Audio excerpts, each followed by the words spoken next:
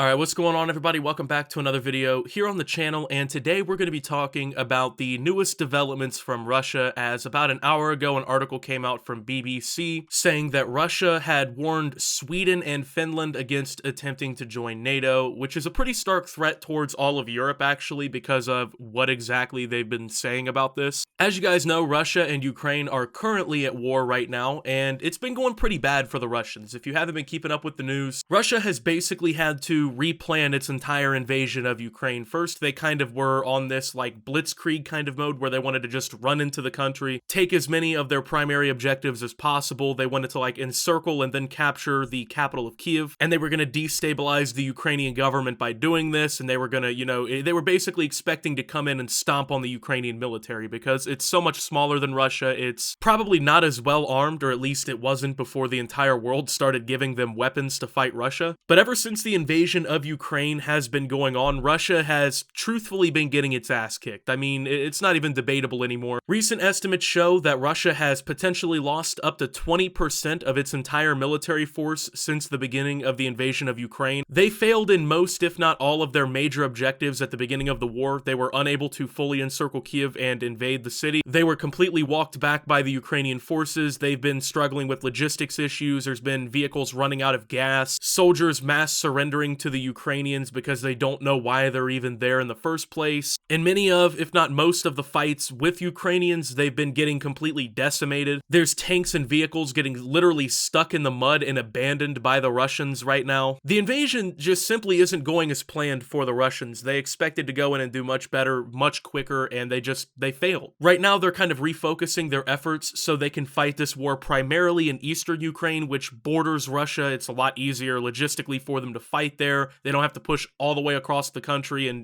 do all these massive things to really get troops there. And they have more of a foothold there already, so it's better to fight for them there. And, well, yeah, they ended up threatening Sweden and Finland because obviously there's countries in Europe now that have been traditionally neutral, right? That don't try to get involved in conflicts if they don't. But ever since Russia just invaded Ukraine, they've basically reconsidered because they fear their countries could be next. And honestly, that's not a completely ridiculous thought to have in mind. You look at the way that Russia's acted over the last 20 years. If I were one of these small European nations, I would also be afraid that I'm next, right? They invaded Georgia in 2008? They invaded Ukraine the first time and annexed Crimea in 2014. And then now, of course, in 2022, the full-scale invasion of Ukraine has happened. So there's been this historical look from Russia over the last 2 decades of them where they want to invade all these neighboring countries and try to take land from them. So of course these countries all want to join NATO now. They all look at, the United States and the West's alliance as a potential defense from an invasion. And if we're being real with ourselves, what else could be a better deterrent from a Russian invasion than joining NATO? Let's be honest here. NATO is by far the strongest military and economic alliance on the planet.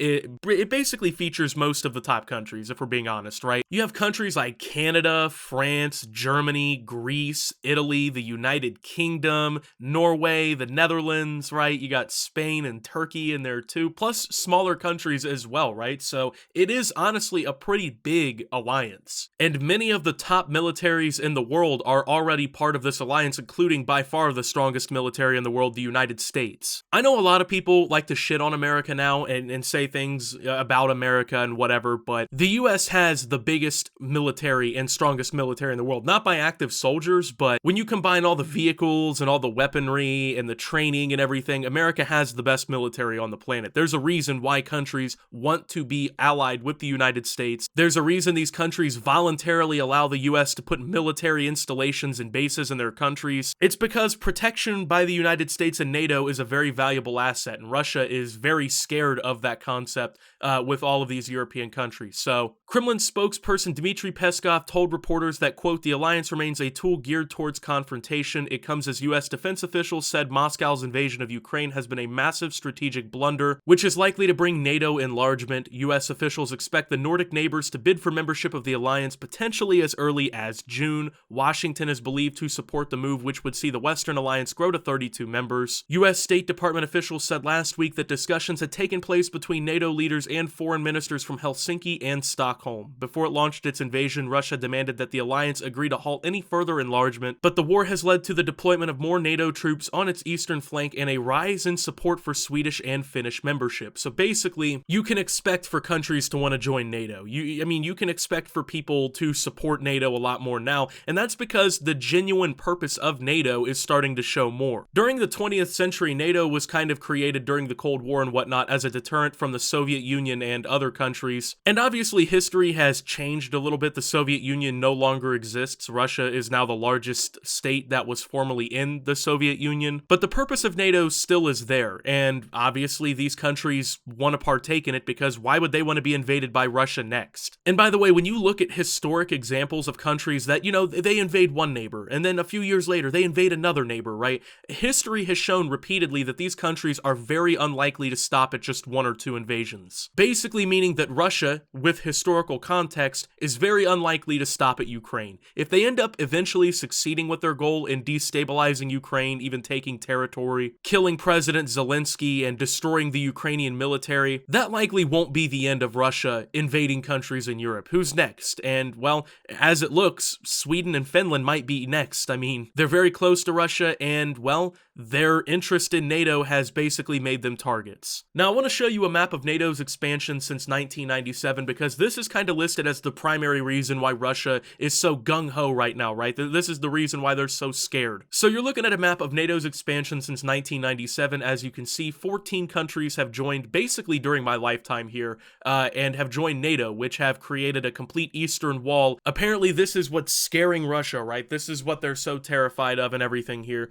which people like to use a really weird example for people like me who live in the United States to try and bring up like how we would feel. What if Russia and China built military bases in Canada and Mexico? How would you feel then? I mean, they're sovereign nations, so I guess at the end of the day, they get to make their own decisions on who they're friends with, but considering that's not happening, I don't really think that should be an example used, honestly. I mean, it's really great when people love to defend shit like this with whataboutism, defending and basically justifying the invasion of Ukraine and the killing of civilians, the destruction of their cities and their economy by saying, oh, well, the United States invades a lot of countries. Oh, well, what if the United States had to deal with Russia and China building their military bases anywhere they wanted? Unfortunately for you, I guess they don't have to deal with that. Maybe probably because the United States has military installations and allies all across the world, but it's kind of pathetic when people use this argument because it doesn't even logically compute. It doesn't defend what's happened in Ukraine. It doesn't defend what Russia's doing, right? Russia's invading another sovereign country for its own personal gain. That's the end of the day statement right there. They have no legitimacy in Ukraine. I'm sorry to tell you that. I know that you want to excuse Russia and what they do and criticize the US for this shit, but let's stick to the topic at hand. Let's not use whataboutism arguments and strawmans to try and tear down what's being done and said here. So, Finnish MPs are expected to receive a security report from intelligence officials this week, and Prime Minister Sanna Marin says she expects her government will end the discussion before midsummer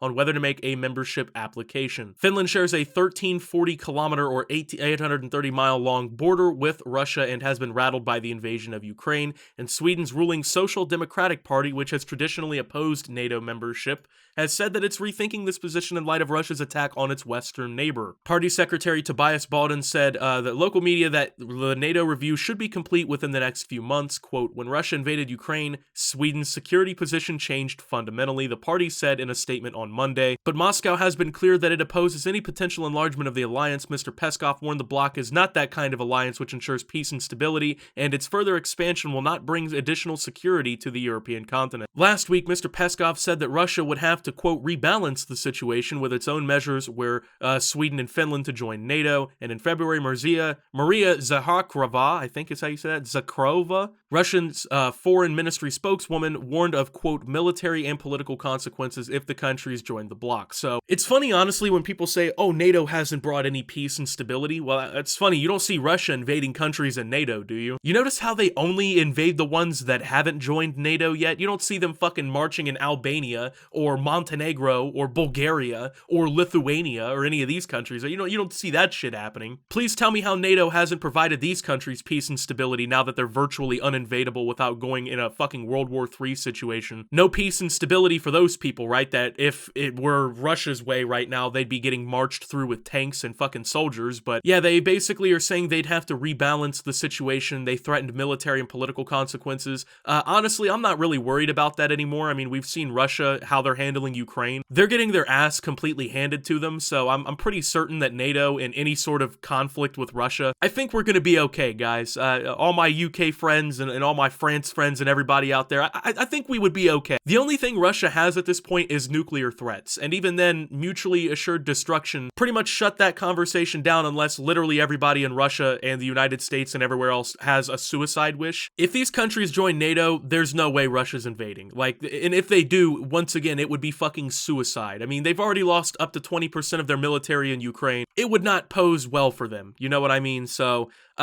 these threats, I feel like, are very empty. I mean, should people be worried? I guess. They are making threats at the end of the day, but personally, I wouldn't lose any sleep about it. So, with that being said, though, thank you guys for watching. If you did enjoy, make sure to leave a like, subscribe if you're brand new around here on the channel. Follow me over on Twitter and Twitch at @SubToOptimus. Make sure to check out Shop Opti down below. And until my next video, guys, this is Optimus talking about Russia's threats and signing out.